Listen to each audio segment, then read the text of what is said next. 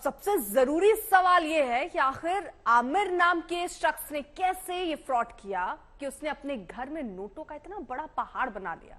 आपको दिखाते हैं कैसे एक मोबाइल ऐप के जरिए ठगी का ये धंधा परवान चढ़ा था और कैसे 22 साल का एक लड़का काले धन का कुबेर बन गया।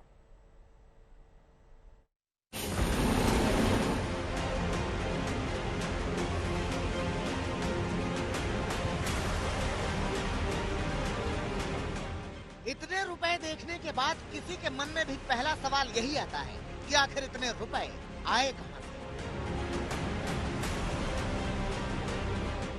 इतनी दौलत देखकर तो माना ही जा सकता है कि कम से कम ये ईमानदारी की कमाई तो कतई नहीं है। तो चलिए आपको रूबरू कराते हैं उस अपराध से जो आमिर खान नाम के आदमी ने किया और लोगों की गाढ़ी कमाई पर कब्जा जमा लिया। मौजूदा दौर में हर आदमी के हाथ में मोबाइल है और इन्हीं मोबाइलों में अलग अलग तरह के अलग अलग एप्लीकेशन है। इन्हीं में से एक है मोबाइल गेमिंग का एप्लीकेशन।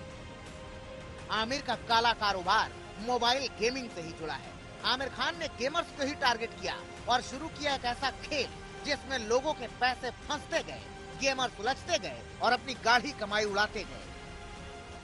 इस ऐप को डिजाइन करने वाले आमिर खान और उसके कुछ सहयोगी कहा जा रहा है, लेकिन यहाँ पर आकर हमें पता चला कि आमिर खान जो अपराध है उसके एक अहम सूत्र कहा जा रहा है, एक अहम किरदार कहा जा रहा है, लेकिन उसके जो प्रोफाइल है बहुत ही सादा सीधा है, ऐसा लोग कह रहे हैं। आरोप है कि आमिर खान ने ई नगेट्स नाम का एक एप्लीकेशन डिजाइन किया।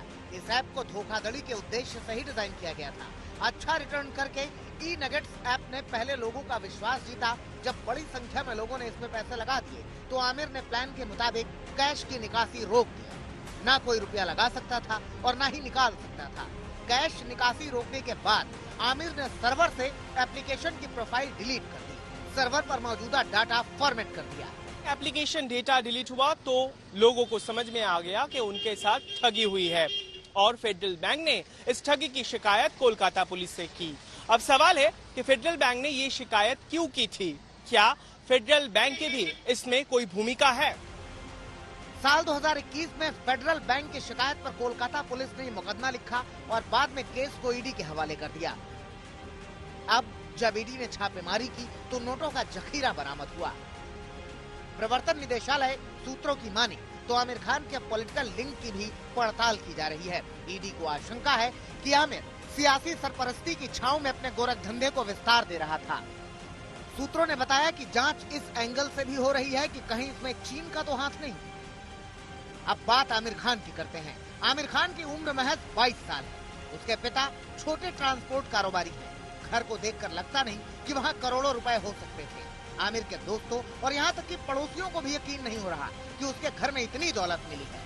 आमिर खान लोगों से कम ही मिलता था, ऐसा लोगों का कहना है। हालांकि जिस इलाके में वो पला बड़ा, लेकिन वहां पर उनके दोस्त कुछ ज्यादा नहीं थे, लेकिन अक्सर कम आया जाया करते थे। रात के वक्त वो घर लौटते थे, यानी देखकर किसी को कुछ नहीं लगा कि वो ये काम कर सकते थे।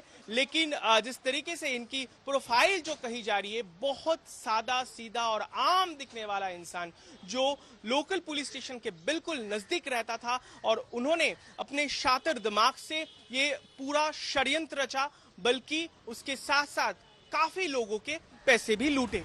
आमिर खान ने पूरी प्लानिंग से लोगों को चूना लगाया, लेकिन आपको कोई आर्थिक नुकसान ना हो इसलिए ज्यादा रिटर्न्स का दावा करने वाले किसी भी गेमिंग ऐप में इन्वेस्ट ना करें। जब आप गेम चालू करते हो तो ये कुछ आपको कोई रकम मांगता है, 10 रुपया, 5 रुपया, 50 रुपया, ऐसा कुछ मांगता है, एंड यू पे इट। एक अमाउंट क्रॉस करने के बाद ये लोग क्या करते हैं, आपको ऐप को पूरा लॉक कर देते हैं।